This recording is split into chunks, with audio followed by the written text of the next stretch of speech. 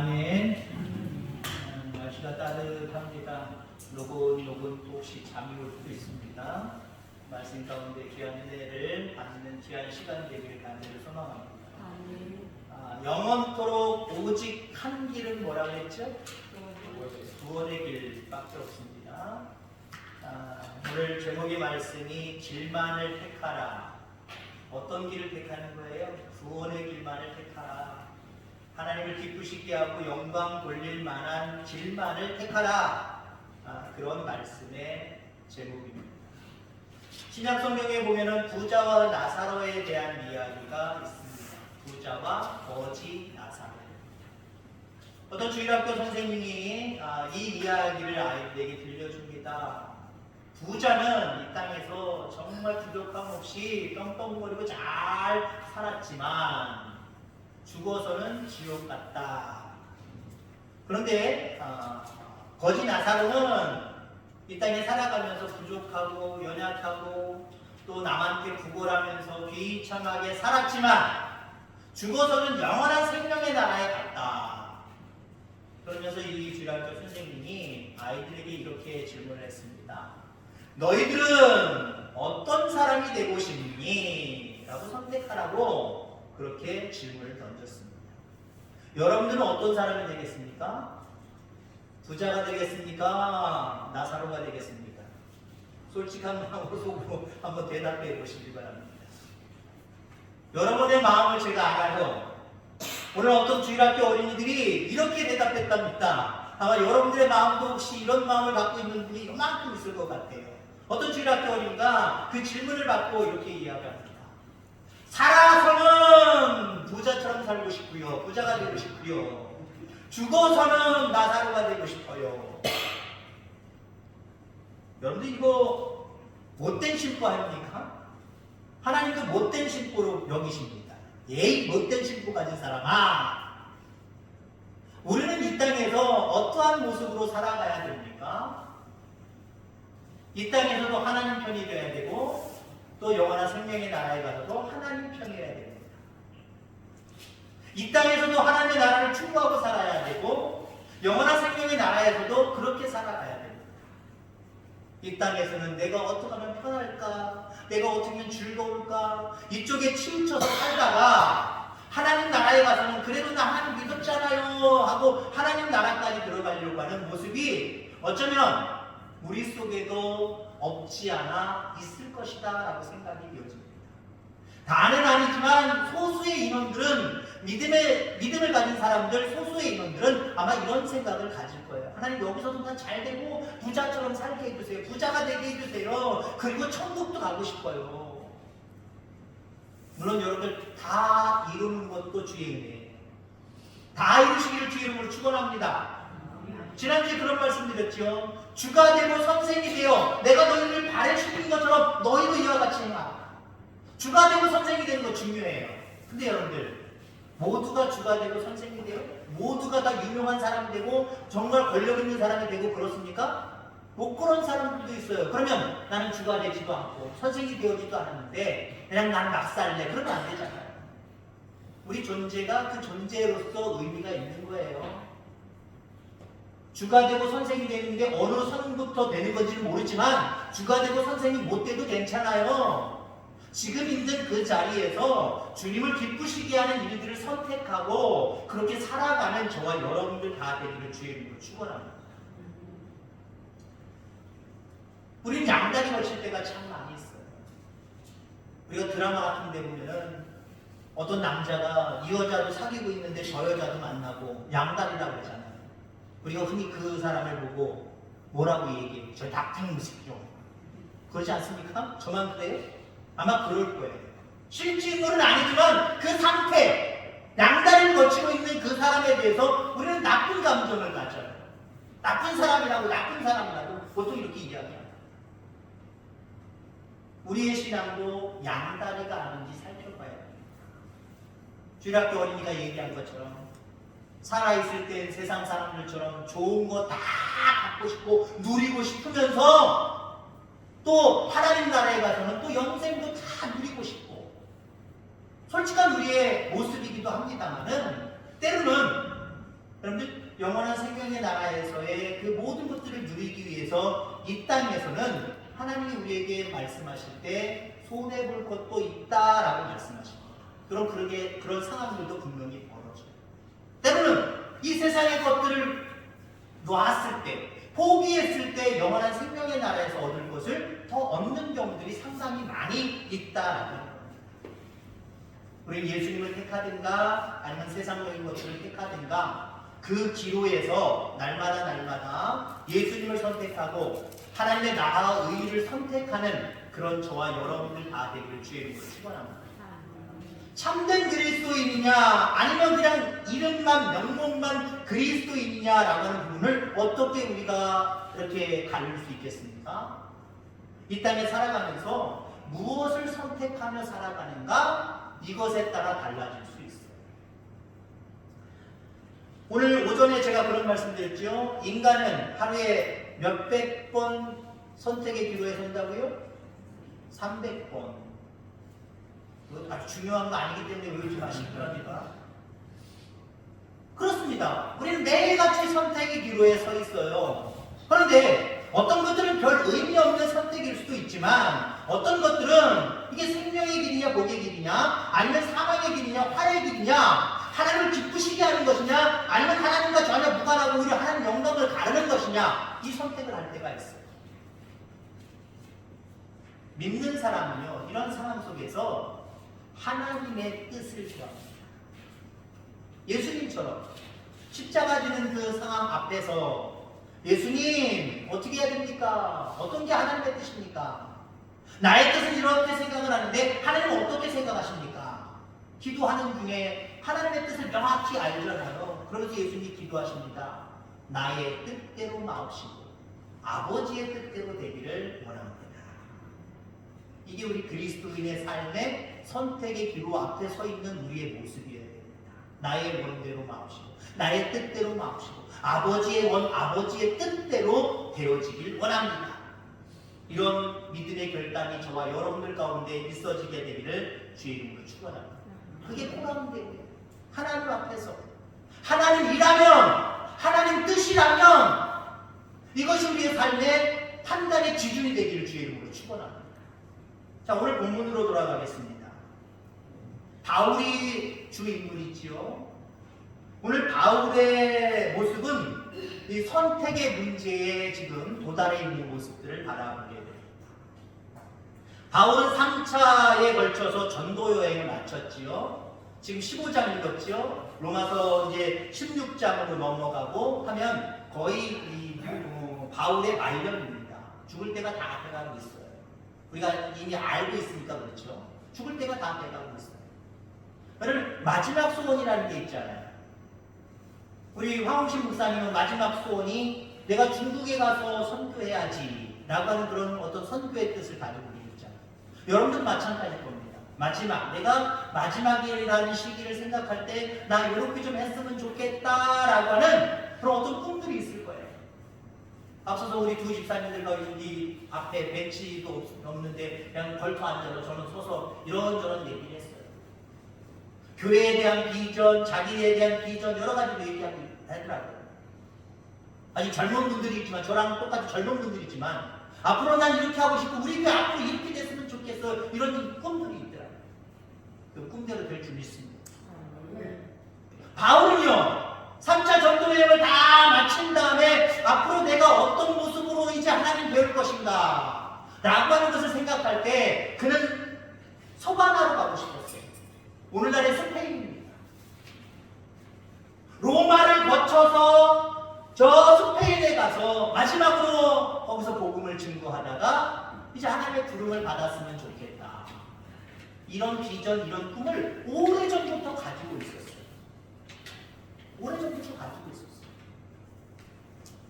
여러분들에게도 어떤 위치에 있든지 여러분들 나름대로의 어떤 마지막 소망이 있을 거예요. 나는 말년에 이러고 내가 하나님 뵈러 가야지. 이런 모습으로 있다가 이런 모습으로 일하다가 내가 가야지. 아마 이런 비전들이 있을 거예요. 바울은 로마에 있는 교회의 편지자를 이렇게 편지합니다. 이제 내가 있는 이곳에는 더 이상 내가 일할 것이 없고 이제 몇 해 전부터 계획한 대로 소바나로 선교여행을 떠나려고 하는데 그곳에 가는 길에 로마 교회를 한번 들러서 내가 가겠다라고 편지합니다. 그러면서 로마 교인들을 향해서 이렇게 얘기하죠. 내가 그곳에 소바나로 가기 전에, 마지막 목회지로 소바나로 가기 전에 너희 교회 들릴 테니까 거기서 너희들이 나를 위해서, 마지막 선교를 위해서 헌금했으면 좋겠다라고 하는 부탁을 하면서 자기 꿈을 이야기합니다. 당시에 바울은 한 번도 로마를 방문한 적이 없었습니다. 로마는 당시에 세계의 수도였어요. 그렇기 때문에 마지막 말년에 로마에 가서 복음을 증거하다가 이제 또 시간이 지나서 마지막에는 서바나로 가서 내 인생을 마감하리라. 그런 꿈을 가졌단 말이에요. 자, 그런데 이러한 바울의 계획에 차질이 생겼어요. 여러분, 인간이 계획한 대로 다 되지 않아요. 문제에 부딪히게 돼 있어요. 또 선택의 기로에 설계될 때가 또 있다라고 하는 겁니다. 마게도냐와 아가야 사람들이 예루살렘 사람들을 생각하면서 우리가 헌금을 거뒀다는 거예요. 성경금을 거뒀다는 거예요. 그걸 바울한테 부탁을 합니다. 바울이시여, 예루살렘에 가서 우리가 헌금한 거 그들에게 좀 전달 좀 해주세요. 지금 같으면 어떻게 하면 됩니까? 계좌로 써요. 계좌로 쓰란 말이에요. 나들 마지막으로 로마 들려서 소가나 가야 되는데 내가 반대로 저쪽 예루살렘으로 나 시간 없어요. 계좌로 싸놓을게요. 다른 사람 신청해오라고 하면 되잖아요. 근데 그 시대가 아니에요. 지금 같은 시대는 차 끌고 가든지 비행기 타고 휙 갔다가 들렸다가 자기가 원하는 데 다시 가면 되는 거예요. 근데 오늘 본문의 이 시대는 그런 시대가 아니에요. 로마 소바나 그리고 지금 예루살렘 완전 반대에 있습니다. 지금 바울은 고린도에 있는 거예요. 고린도 지역에 있는 거예요. 오늘 본문의 배경은 고린도 지역입니다. 고린도에서 자기는 로마를 거쳐서 소바나로 가려고 하고 인생을 마감하려고 하는데 지금 마게도냐와 아가야 사람들이 헌금했다. 이 헌금을 가지고 예루살렘에 방문 좀 해달라는 거예요. 믿을 사람이 없다는 거예요. 믿을 사람이 없다는 거예요. 그러니 당신만 믿습니다.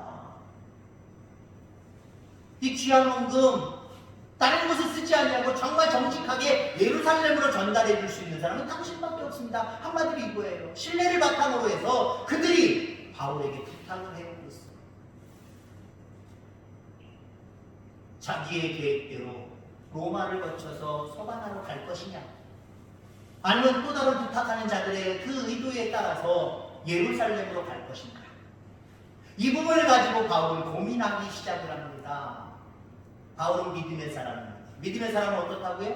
하나님의 뜻을 구하는 게 믿음의 사람이에요. 하나님의 뜻이 어디에 있습니까? 나는 여기고 이 마게도냐와 아가야 사람들은 저기고 둘이 갈렸는데 두 길이 나고 있는데 이 두 길 중에 하나님의 뜻은 무엇입니까? 하나님의 계획은 무엇입니까?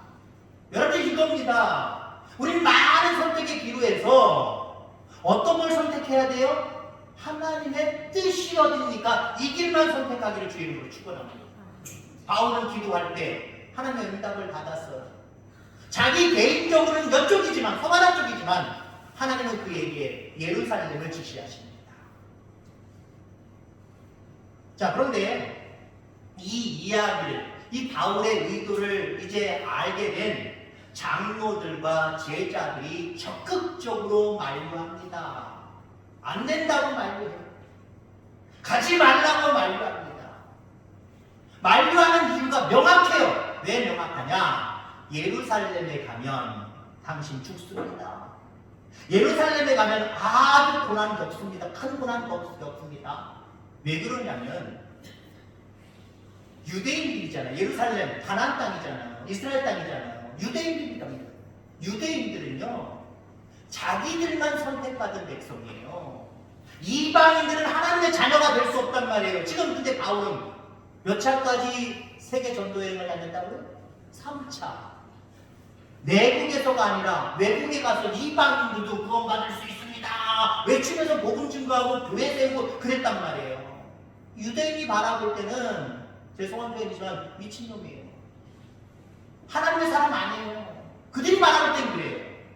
그들이 바라볼 때는 믿음의 사람이 아니고 완전히 정말 적 그리스도로 생각을 합니다. 그렇기 때문에 예루살렘으로 가면 정말 죽을 수도 있는 상황, 죽지 않더라도 정말 돌멩이를 맞아야 되고 매를 맞아야 되고 감옥에 가야 될 그런 상황입니다. 실질적으로 바울이 예루살렘에 갔더니 그 일이 기다리고 있지 않아요. 그러니까 어떤 꼬마, 앞서서 얘기한 주일학교 꼬마의 입장으로 바라보면 예루살렘 가는 거 선택할까요? 안 할까요? 그 꼬마는.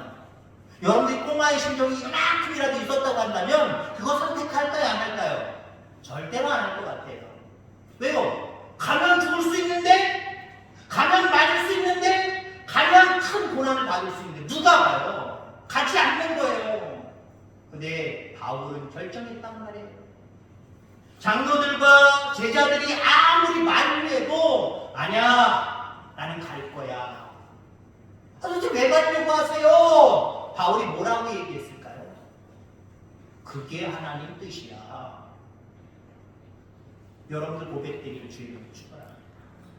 여러분들이 자녀나 여러분 주변에 있는 사람이나 왜 그렇게 살아 도저히 이해가 안 되고 여러분들은 그 사람들에게 또 하나님 앞에 하나님의 뜻이기 때문입니다 라고 말할 수 있어요. 하나님의 길만을, 하나님의 뜻만을 바라보고 나아가는 저와 여러분들 다 되기를 주의 이름으로 축원합니다. 중요한 사실은 어떤 문제를 결정하는 데 있어서 내 뜻보다는 아버지 하나님의 뜻이라는 거예요.